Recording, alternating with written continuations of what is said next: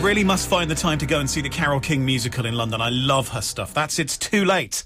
On Wave 105, it's Sunday evening. This is Simon Clarke, and we are going to prepare you for the coming 7 days with 5 things you need to know about next week. And we're joined, as ever, by columnist and blogger Vicky Charles. Hello. Good evening. So it's a bank holiday Monday tomorrow, It is. and we've got half term, so presumably the first thing we need to know about next week is something child-related. Actually, saying that, this is one for the adults too. All week next week, starting tomorrow morning, half-term trail at Leap Country Park. So what sort of stuff's going on? They're having a trail, like a little scavenger hunt kind of thing. So you pick up your card from the park office, go around, find all the bits and bobs. And when you go back with your correct answers, you claim a prize. Kids love little prizes. Yep, even when it's complete rubbish and you know it's going to get trampled on and broken, they're always like, look, Mummy, look what I won. Not that we're saying that it is complete rubbish, the prize that you'll get from Leap Country Park. No, of course, but it doesn't matter what it is. They really don't care. It's £2 per child, and it's on every day. Brilliant. So that's the first thing we need to know about next week. What's the second? On Tuesday, The Producers is coming to the Mayflower. There's been a lot of hype about this. There has. I think Jason Manford is a really big name, generally, especially among the younger population who probably wouldn't ordinarily have thought of going to a musical.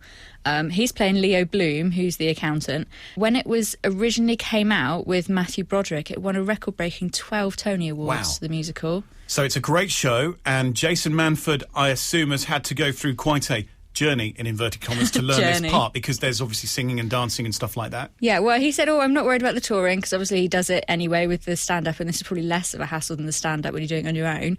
But he did say he's had to take up yoga to help him learn all the dance numbers and everything. He's lost a stone in 3 weeks. Wow. So he'll be bringing out a fitness DVD at Christmas, won't he? Yeah. OK, what's the third thing we need to know about next week? Wednesday the 27th, I love this. Portland Museum has a Pirates Day. Is it International Talk Like a Pirate Day next week? No, that's not till like September, October. Don't you know anything? I love the fact that you know that. Of course I do. So, what's happening at the museum that's inspiring them to talk like pirates? It's from 10:30 till 4. They're having all sorts of pirate-related things. There's a hunt for escaped pirates where you go and find them all around the museum, and then you take your thing in. And if you've named all of the pirates correctly, you get a gold coin, which I think might be made of chocolate. Selwyn Williams is going to be there with lots of stories about shipwrecks and bringing some things that have been found on real shipwrecks, which I think is fantastic. And there's metal detecting too. That sounds like a fantastic thing to do during half-term. Hang on, the best bit, Simon. Oh. It's fancy dress. Hey! So Brilliant. lots of little pirates running around. I cannot wait for that. Fabulous. What's the fourth thing we need to know about next week? Friday to Sunday, Bournemouth Wheels Festival. Oh, this is a fantastic event. Last year they had someone jumping the pier on a motorbike, if I remember right. Really? Yeah. I can't believe I missed it. Maybe they'll do that this year. They're having lots of stuff, car-crushing monster truck shows, I read about, but also not just cars. They've got motorbikes, BMXs, skateboards, supercars, all sorts. And it's going on all over the place. And this year they've got a shuttle bus to take you between places. So if it's got wheels, it's going to feature heavily in the Bournemouth Wheels Festival next weekend. It is indeed. And what's the fifth and final thing we need to know about next week? Sunday, Revenge of the 80s at the Mayflower. I'm such a geek.